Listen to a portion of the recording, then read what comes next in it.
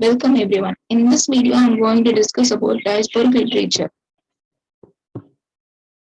First, we want to know what is the word diaspora means. Diaspora means to scatter like seas or dispersion. Dispersion is a Greek word, it means spread. Or gullet. Gullet is a Hebrew word, it means exile.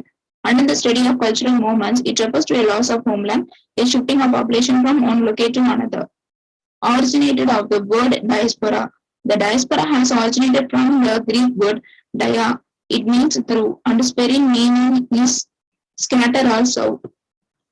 Diaspora refers to. A distinction is often made between the two, that is, diaspora with the D in the uppercase and a diaspora with the D in the lowercase.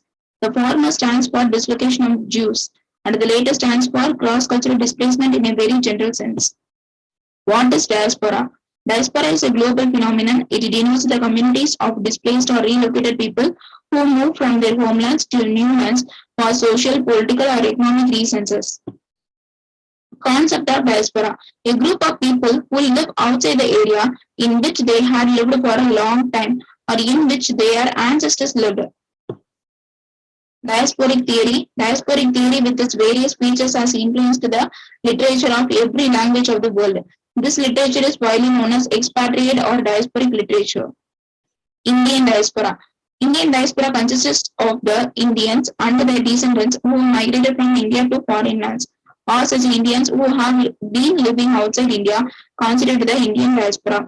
So Indian diaspora is nothing but the group of people who move from India to foreign lands for the social, economic and political reasons. They contribute to Indian diaspora.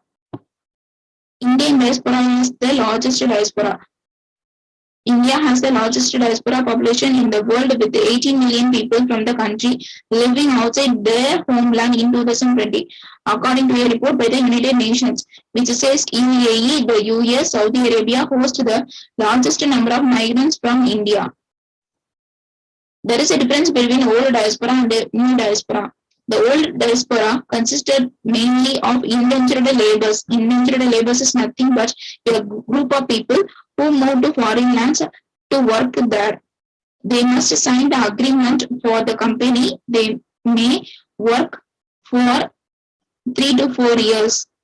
So these people comes under the category called indentured laborers. These indentured laborers who went to South Africa, Trinidad, Fiji, Canada, America, Sri Lanka, and Malaysia contribute to the old diaspora. This diaspora is referred to as a diaspora of exile. It was strongly grounded in nativity and thus integrated in with them sense of loss and weight of nativity. New diaspora. New diaspora is totally different from old diaspora. The new diaspora is the diaspora of globalization and mobility. Its members live in two worlds simultaneously, consisting of members who lead hyphenated lives. This diaspora makes its presence felt in the world. It is a part of multiculturalism, taking nourishment from both the adopted as well as the native land. Elements of diaspora. Elements of diaspora is also called as themes of diaspora also.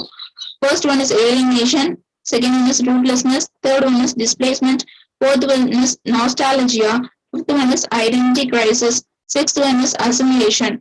First we want to know what is the meaning for alienation. Alienation is nothing but feeling unfriendly in the foreign land because they cannot be able to mingle with the foreign land and with the peoples there.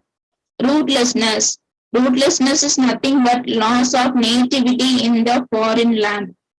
Displacement means moving from one place to another.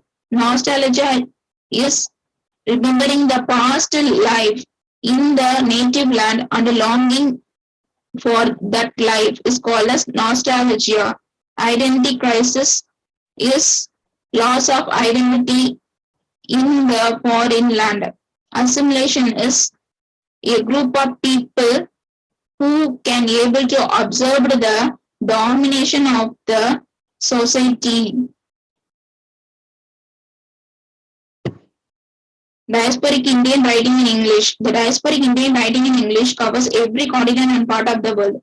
It is an interesting irony that a great deal of Indian writing in English is produced not in India but in widely distributed geographical areas of Indonesia.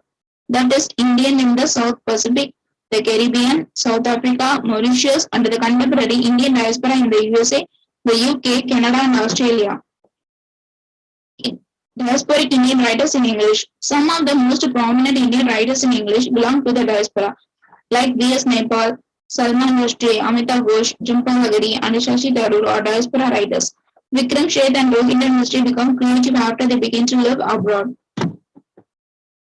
Themes of diasporic literature. Generally, diasporic literature deals with alienation, displacement, quest for identity, etc. We already see what is the elements of diaspora in the previous slides itself. So this is the themes of diaspora. It also addresses issues related to amalgamation or disintegration of cultures. It reflects the immigrant experience that comes out of the immigrant settlement. Thank you.